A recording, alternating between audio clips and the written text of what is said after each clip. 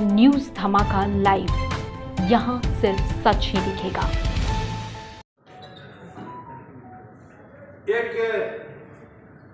दूसरी नजर से हमारे लोगों को देखा करते हैं, वैसे लोगों के हाथों में मजदूर का नेतृत्व है। आज हमें समझने की जरूरत है कि यहाँ जमशेदपुर पूर्वी सिंह जिला में, हमारे शहर में कई बड़े बड़े कारखाने हैं।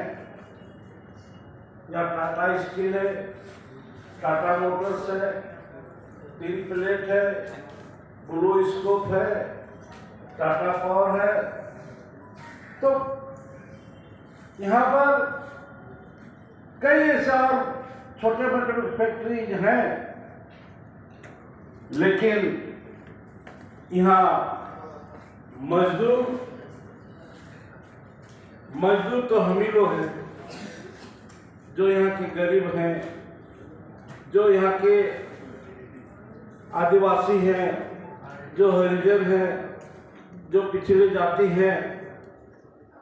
लेकिन आज वैसे लोगों का नेतृत्व झारखंड मुक्ति मोर्चा के पास नहीं है। आज हमारा पार्टी के अध्यक्ष गुरुजी शिबू सोरेन, पार्टी के कार्यकारी अध्यक्ष माननीय हेमंत सोरेन ने इस बात को महसूस किया कि पूरे राज्य में बड़े बड़े कारखाने हैं, बड़े बड़े माइंस हैं, बड़े बड़े खदान हैं, और का 9वां महाधिवेशन यहाँ संपन्न हो रहा है। विभिन्न जगहों से प्रतिनिधि साथी यहाँ पर भाग ले रहे हैं और आज के इस अधिवेशन में मजदूरों से जुड़े हुए मामले, उनके हित पर चर्चा, उनके हक और अधिकार के लिए कैसे हम संघर्ष करें, उसमें क्या कमियां हैं, क्या खामियां हैं, कैसे हम इस संघ को और मजबूती प्रदान करें, इन सारे विषयों पर चर्चा हो रही है।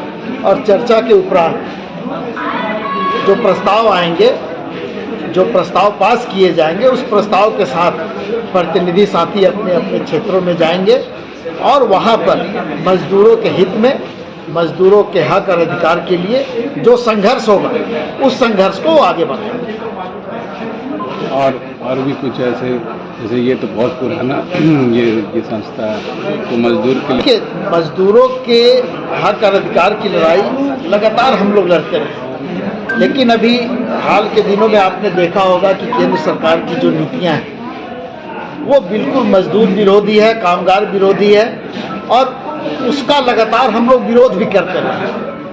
लेकिन सबसे दुखद बात यह है कि जब इस राज्य में है नहीं, पूरे देश में केंद्र सरकार के मजदूर विरोधी नीतियों का विरोध होते रहा, उसके बावजूद भी केंद्र सरकार के कान पर जूं तक नहीं रेंगा। फिर भी मजदूर के हित में, मजदूर के हक और अधिकार के लिए हम लोगों का संघर्ष जारी है और आगे जब तक हम उनको उनका हक और अधिकार नहीं दिलाएंगे, तब तक ये हमारा संघर्ष जारी रहेगा। और उस संघर्ष के साथ इस राज्य के और राज्य के बाहर के भी मजदूर जुड़े हैं, आगे भी जुड़ेंगे और उनके लिए हम लोग काम करेंगे।